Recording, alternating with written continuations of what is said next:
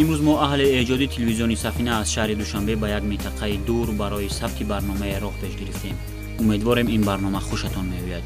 биёед возеҳ мегӯем ки ин роҳи тӯлонӣ моро ба ноҳияи Лахш мебарад.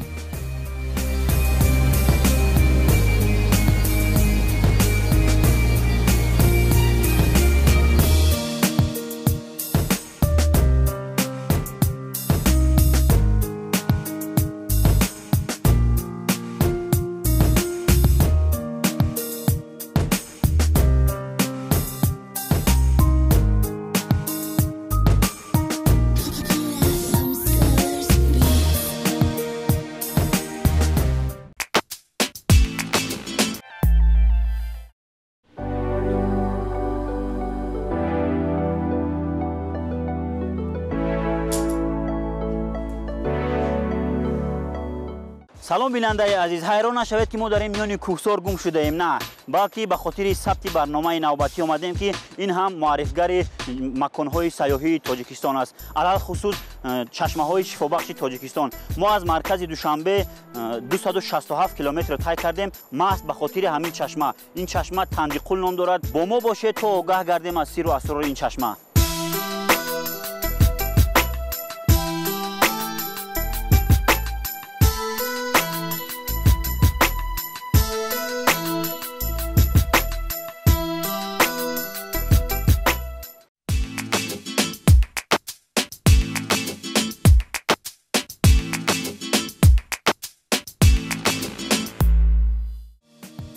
бояд гуфт ки мақсад ва ҳадафи барномаи мо танҳо ва танҳо барои бинандаи хеш шиносонидани мавзеъ ва маконҳои зебою диданӣ ва сайёҳии Тоҷикистони азиз, хусусан барои тамошобину ҳамватанони худ шиносонидани он чашмаҳо, обҳои маъдание ки хусусияти шифобахшӣ барои саломатии организмро дорад, муаррифӣ менамоем.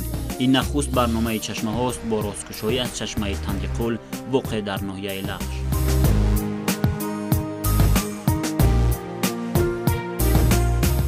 ин чашмае ки мо имрӯз ба суроғаш омадем дар баландии 1500 метр аз сатҳи баҳр ҷойгир аст.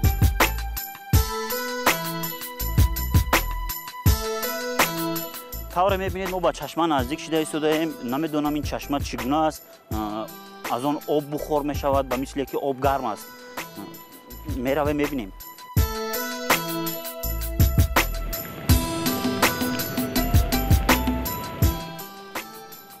вау, дар ҳақиқат тахминам дуруст баромад. ин об душомада будааст. ман ҳайронам ки чӣ тавр аз қаъри замин оби душомада мебарояд. чӣ тавре шумо мебинед ин об бениҳоят гарм аст.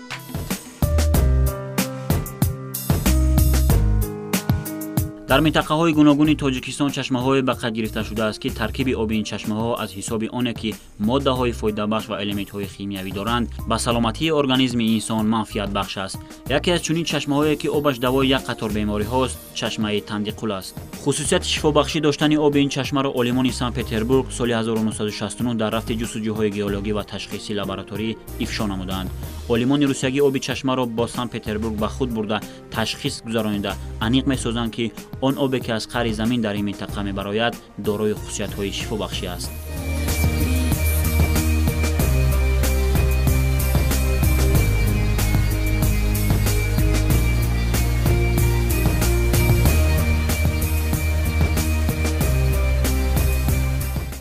бинандаи азиз, ман ин пиёларо барои аз ин ҷо об нӯшидан наёвардам. ин пиёларо барои фаҳмондан ба шумо овардам ки аз ин сурохии чашма чӣ қадар об мебарояд. масалан ин пиёлае ки дар дасти ман мебинед, ман инро дар паҳлӯи ин мемонам. ба миқдори ҳамин ҳаҷми пиёла об аз ин чашма мебарояд. чӣ тавре ки шумо мебинед ин об тамомнашаванда аст.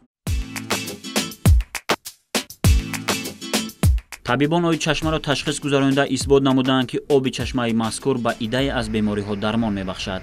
اینجا بسیار کسالی‌های پوست، کسالی‌های نچه درونی، هر خیل کسالی معده، روده، کسالی‌های بوم درد، هر خیل پا درد، میان درد، پلی‌آرتریت، رادیکولیت، بعد بیماری‌های زنانه که بی‌ضروریاتی هستند، استفاده تواوت می‌گیرند اینجا.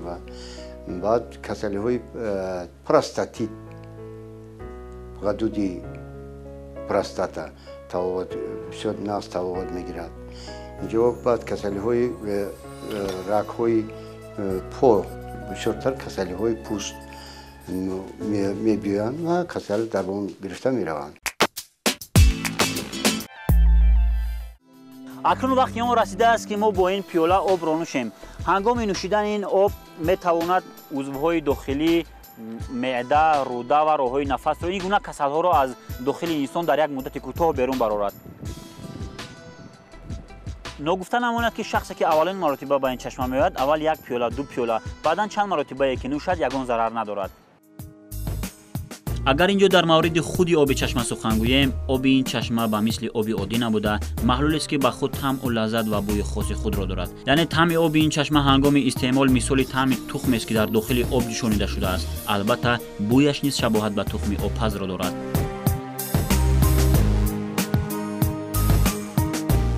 طبیبان اثبات کردند که حرارت گرمی این چشمه به 96 درجه می رسد. برای فهمو شدن آنه که این آب در حقیقت به 96 درجه گرم است ما به شما اثبات می نماییم. طوری که گفتیم ما حاضر به دو شکل به شما اثبات می نماییم که تا کدام اندازه این آب گرم است. در این کاسه 4 دانه تخم است. این تخم خام هستند.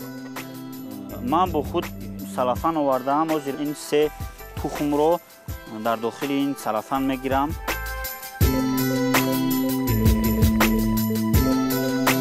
و در این آب گرم میمونم. داخلش رو آب پر میکنیم کمتر به خاطر که تگ آب رود.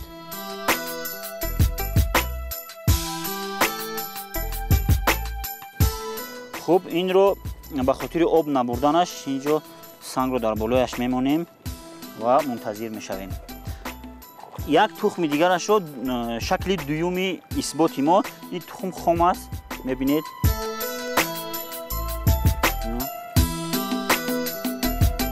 اینش رو هم میمونیم تا کدامش زودتر میپزد. منتظر میشویم. تخم در مدت 10 دقیقه میپزد. ما باید در این 10 دقیقه به شما یادآور شوم که در اینجا از این چشمه 3 نمود است. از شخوری 160 متر برآوردن، پایانتر از شخوری 150 متر و کمتر بالاتر از شخوری 170 متر به بیرون برآوردن که امروز کار میکند.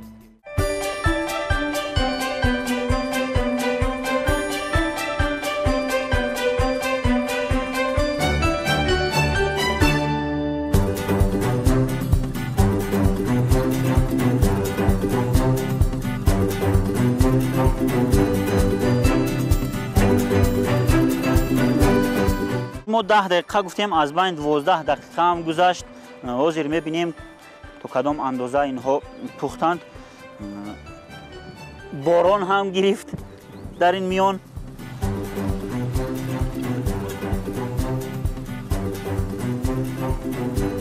بیننده عزیز یکمش را گرفتیم. تخمی که شکسته بودیم در داخل کاسه این هم آماده شده است. مرحمت. ببینید در مدت 10 دقیقه الکه تخم پخته است. تخم دیگر رو میگیریم.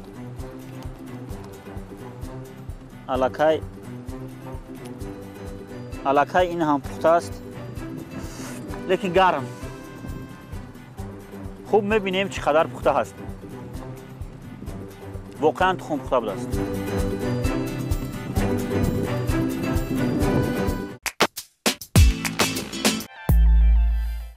کسلی های گیپرتنی فشار بلندی درجه 1 درجه 2 در اینجا استفاده که تا گرفتن ممکن است.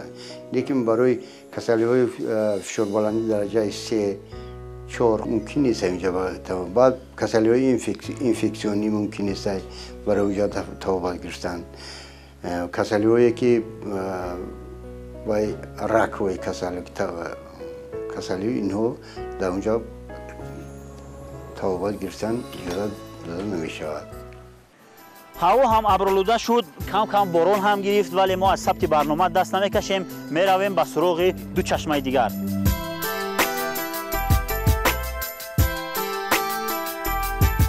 واقعا اینجا خیلی سرد است. باید یک چیزی رو ذکر کنیم که در اینجا موج تلفنی عموما نیست تا آگاه شویم که در دیگر منطقه‌های تاجیکستان چقدر گرمی است، اما اینجا خیلی سرد است.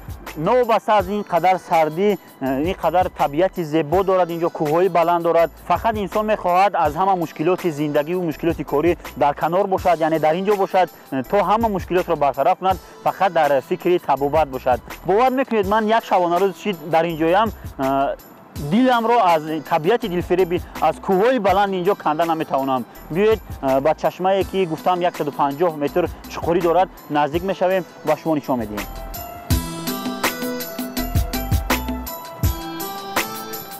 اکنون رسیدیم به اون چشمه پایانی که گفتیم 150 متر چقوری دارد. این به طور طبیعی است، سالو کارکرد نشده است، اما چطوره که چشمه مرکزی خصوصیت طبابتی دارد، این هم همون خصوصیت ها را دارد. اکنون میبینیم که چقدر گرمی دارد. نه، این نظر به چشمه مرکزی کم فرق سردتر است. شاید در حالت طبیعی است به همون خاطر باشد.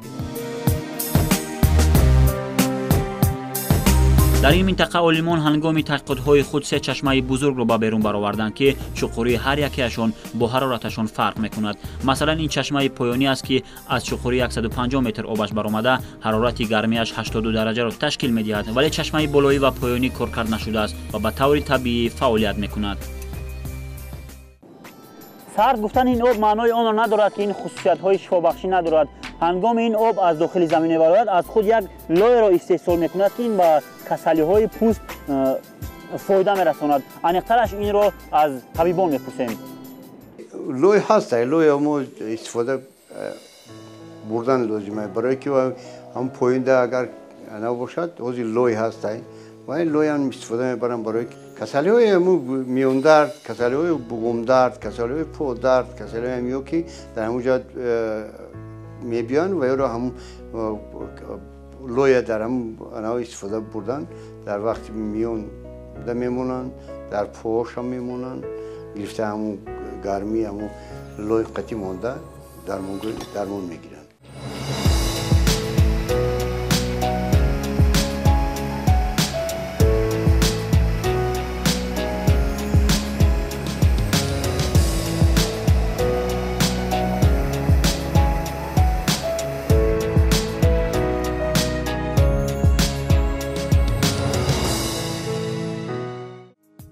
اینجا نفرانی که برای درمان میآیند در قطار طبابت گرفتن، همچنین از هوای تازه و معطر اطراگین این کوهستانی سر به فلک کشیده، از زیبایی گل و بوته‌ها و از تماشای قلعه‌های برفپوش در دل فصل گرما، از حرارت نرم و شمال فورم و البته از صدای پرجوش و خروش دریاچه سرمستی که از دل قلعه‌های برفپوش دامن به این مکان کشیده است لذت میبرند و این همه به کس احساس سالمی روح و روان میدهد. آسمان در میان این قلعه‌های عظیم زیباتر از هر وقت دیده به نظر می رسد. شرایط در این مکان اگرچه در سطح عالی نباشد، ولی اتاق‌های علاوه برای طبابت و استراحت هم برای زنها و هم برای مردان مهیا گردیده است.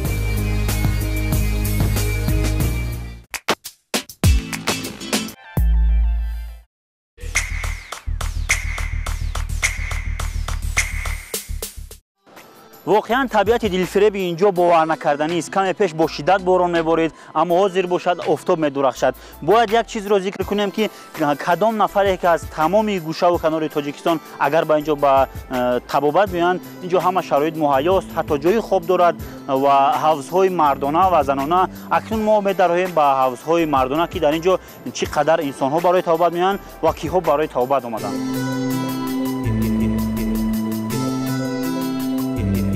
سلام.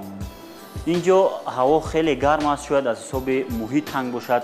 علاقه دستگاه نواربرداری ما آب گرفته ایستاده است، ثبت در اینجا مشکل است، اما ما کوشش میکنیم به شما فهمانیم که چطور باید در داخل این آب طبابتی درآید و چقدر شما در داخل آب باید باشد. طبابت در آب چشمه تندیقل خیلی عادی و دسترس همگان است. شخصی بیمار میباید در داخل حوض‌های آب مدت 8 دقیقه در یک شبانه روز 2 مرتبه، صبحگاهی بعد صبحانه، بگاه باشد بعد خوراک شام داخل آب گردد. همچنین استعمال درست آب چشمه به منفعت ارگانیسم انسان بوده میتواند شخصی بیمار را از دردهای درونی ارگانیسم البته بعد تشخیص طبیعی و توصیه او رها سازد.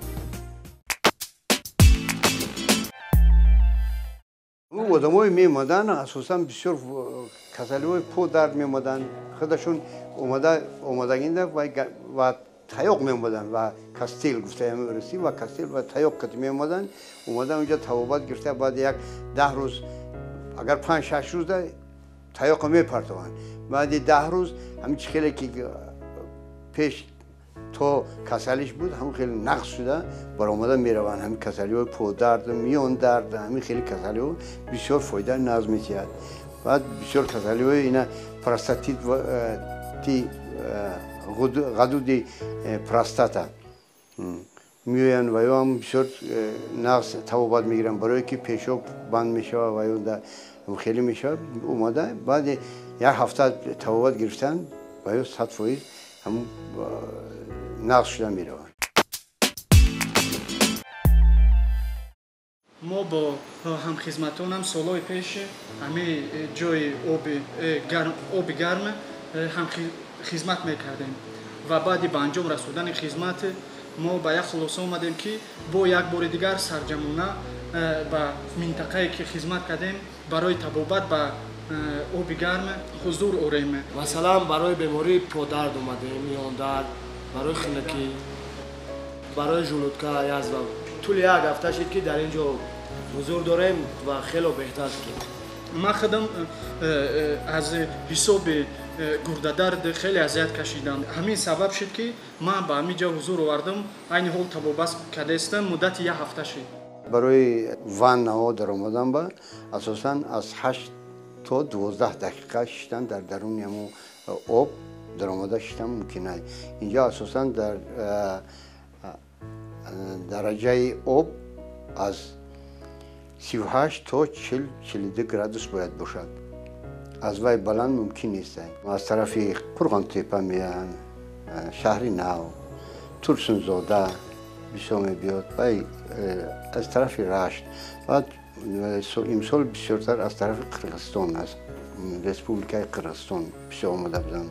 یه مرانی که در اونجا آمدن طبابت گرفته بسیار شفا یافته از اونجا سلامتی نقص شده رفته ایستادن.